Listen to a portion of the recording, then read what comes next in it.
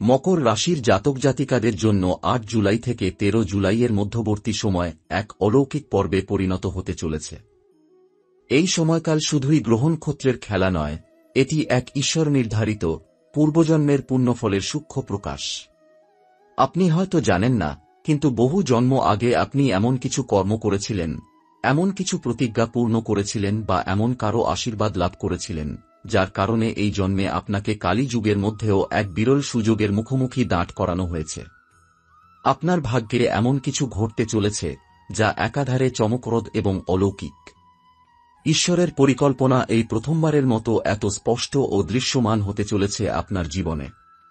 হয়তো হঠাৎ এমন কোনো ঘটনা ঘটবে যা আপনাকে বিস্ময়ে অভিভূত করে তুলবে।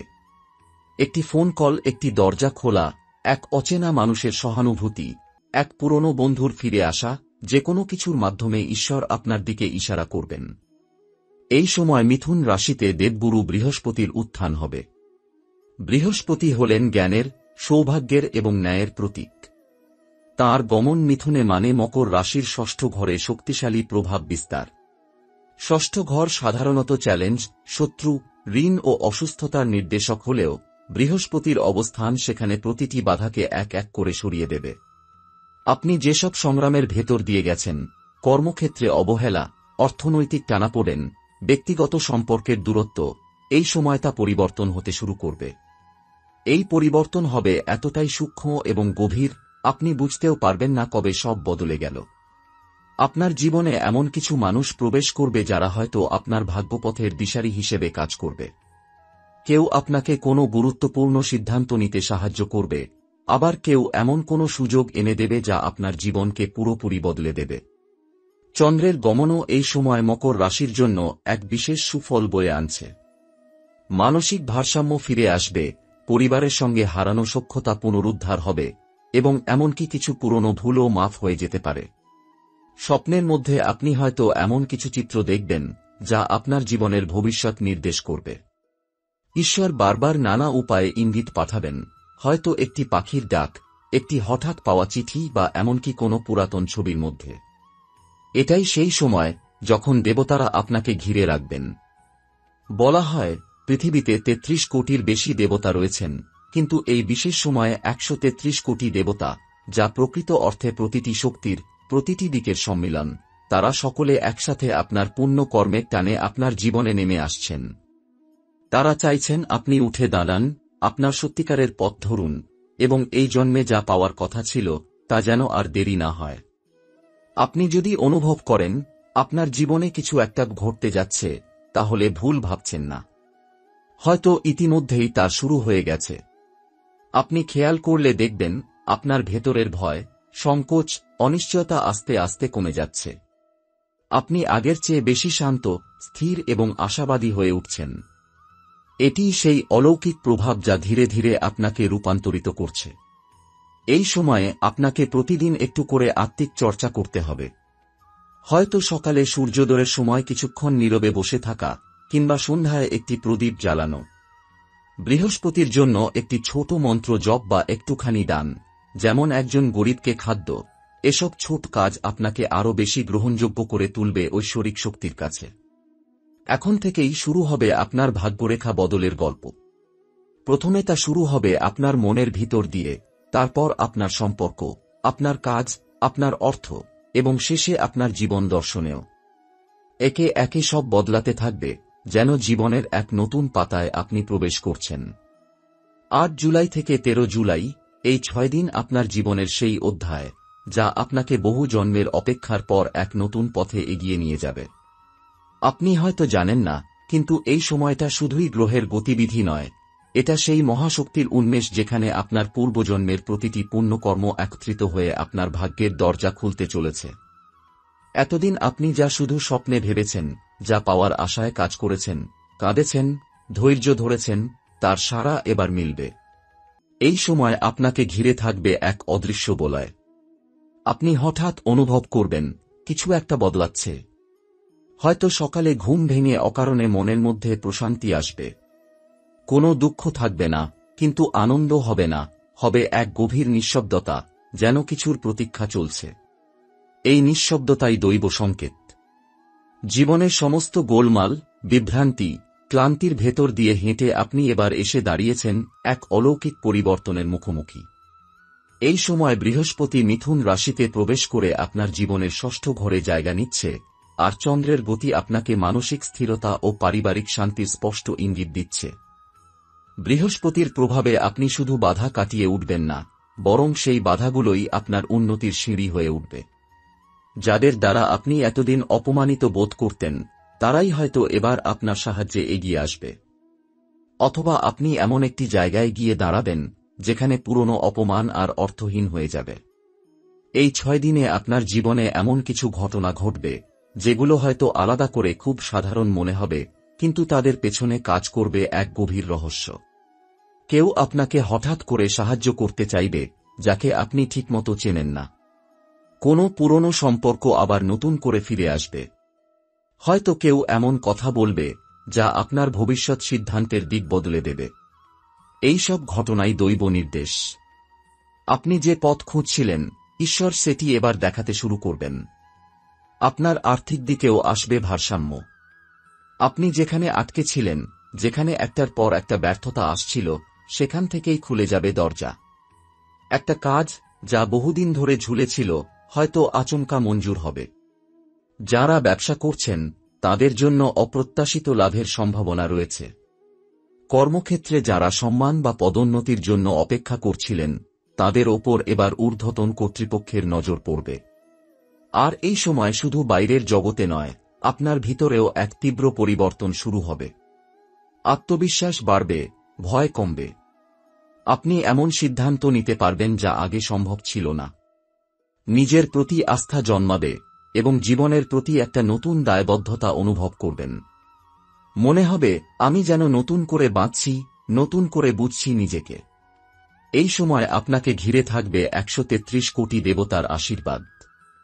আপনি যদি সকালে ঘুম ভেঙে এক অদ্ভুত প্রশান্তি অনুভব করেন, বা মনে হয় বাতাস আজ একটু আলাদা, সূর্যটা যেন একটু উজ্জ্বল, বা পাখির ডাকটা যেন আজ একটু বেশি মন টানে, বুঝে নেবেন আপনাকে ঘিরে এই আশীর্বাদ প্রবাহ শুরু হয়ে গেছে। ঈশ্বর এই কালী যুগে প্রথমবারের মতো আপনার দরজায় এসে দাঁড়িয়েছেন। এই সময়ে কোনো নতুন সম্পর্ক শুরু হতে পারে, বা পুরনো কোনো মানুষ আবার ফিরে আসতে পারেন এমনভাবে যেটা আপনার মানসিক শক্তির উৎস হয়ে দাঁড়াবে। এটি প্রেম হতে পারে, বন্ধুত্ব হতে পারে, বা গুরুতুল্য কাউকে খুঁজে পাওয়া। এই সংযোগটা ঈশ্বর আপনাকে উপহার হিসেবে পাঠাবেন। সত্যিকার অর্থে আপনি এই সময়ের ভেতর দিয়ে ধীরে ধীরে পুরনো জীবন থেকে সরে আসবেন। এক ধরনের পর্দা যেন সরে যাবে চোখের সামনে থেকে। আপনি যে জীবন এতদিন কাটাচ্ছিলেন তা যেন একটা রিহার্সাল ছিল। এবার শুরু হবে আসল জীবন, যেখানে আপনি নিজের উদ্দেশ্য বুঝবেন, নিজের শক্তি চিনবেন এবং নিজের ভাগ্য নিজের হাতে তুলে নেবেন। এই সময়ে আপনি যা কিছু ভালো কাজ করবেন তা বহুগুণে ফিরে আসবে। প্রতিটি দান, প্রতিটি প্রার্থনা, প্রতিটি সৎ সিদ্ধান্ত হবে বহুগুণে প্রভাবশালী। আপনি হয়তো কারো ছোট্ট উপকার করবেন, আর সেটা আপনার জীবনে এক বড় আশীর্বাদ ডেকে আনবে। বিশেষ করে গরিব বা বৃদ্ধদের সাহায্য করা, গুরুজনদের সম্মান করা এবং দেবতার নাম জপ করা, এই সময় এগুলোর ফল হবে অত্যন্ত শক্তিশালী। 8 থেকে 13 জুলাই পর্যন্ত আপনি যেন এক অলৌকিক পরীক্ষার মধ্য দিয়ে যাবেন, কিন্তু এই পরীক্ষা ব্যর্থতার নয়, বরং আপনার জন্য উত্তরণের। ঈশ্বর আপনাকে তুলে নিতে চাইছেন জীবনের নতুন স্তরে। আপনি যদি মন, আত্মা ও বিশ্বাস দিয়ে গ্রহণ করেন, তবে আপনি নিজেকে চিনতে পারবেন নতুন আলোয়। এই সময় আপনি শুধুই কিছু পাওয়ার নয়, বরং এক নতুন শক্তিকে ধারণ করার সুযোগ পাচ্ছেন। নিজের জীবনের নিয়ন্ত্রণ নিজের হাতে নেবার সময় এসেছে। এই ভাগ্য, এই দৃষ্টি, এই শক্তি সবকিছু একত্রিত হচ্ছে আপনার পূর্বজন্মের পুণ্যের টানে। এটাই সেই মহামুহূর্ত যখন আপনি যদি অন্তর দিয়ে গ্রহণ করতে পারেন, তাহলে পরবর্তী পুরো জীবন আপনার হাতে নতুনভাবে গড়ে উঠবে। এই সময়ের পটভূমিতে যেটা সবচেয়ে বড় ভূমিকা রাখছে তা হল দেবগুরু বৃহস্পতি ও চন্দ্রের মিলিত শক্তি, যা আপনার রাশিচক্রে এক বিশেষ ধরনের কম্পন সৃষ্টি করছে। বৃহস্পতি এখন মিথুনে অবস্থান করছেন, যেটি মকর রাশির ষষ্ঠ ঘর। এই ষষ্ঠ ঘর সাধারণত রোগ, শত্রু, ঋণ, মামলা বা কর্মক্ষেত্রের টানাপোড়েনের স্থান। কিন্তু বৃহস্পতি যখন এখানে প্রবেশ করেন, তখন তিনি এইসব প্রতিকূল দিকগুলিকে শোধন করে আশীর্বাদে রূপান্তরিত করেন। তবে এই শোধনের প্রক্রিয়া সবসময় আরামদায়ক হয় না, এতে কিছু শিক্ষা লুকিয়ে থাকে যা সতর্ক না থাকলে আমাদের বিভ্রান্ত বা আহত করতেও পারে।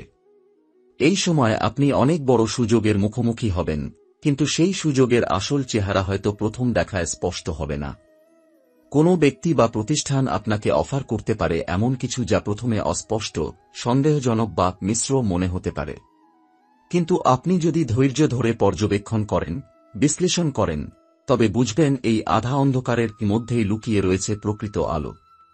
এই সময় চন্দ্রের গতি এমন জায়গায় যাচ্ছে যেখানে আপনার মন, অনুভব এবং অচেতন ইচ্ছাগুলি প্রবলভাবে সক্রিয় হয়ে উঠবে। আপনি হয়তো স্বপ্নে অদ্ভুত সব জিনিস দেখতে পারেন, বা আপনার ভেতরে হঠাৎ করে কোনো মানুষকে ঘিরে ভয়, টান বা সন্দেহ জন্ম নিতে পারে। এইসব অনুভব আপনাকে গাইড করছে, আপনাকে রক্ষা করার চেষ্টা করছে। এই সময় আপনার ইনটুইশন বা অন্তর্জ্ঞান অত্যন্ত শক্তিশালী থাকবে, অতএব কোনো সিদ্ধান্ত নেওয়ার আগে সেই অন্তর্জ্ঞানকে গুরুত্ব দিন। গ্রহের গতিতে বিশেষ করে যে দুটি বিষয় এখন সক্রিয়, সেগুলো হল রাহু ও কেতুর অবস্থান।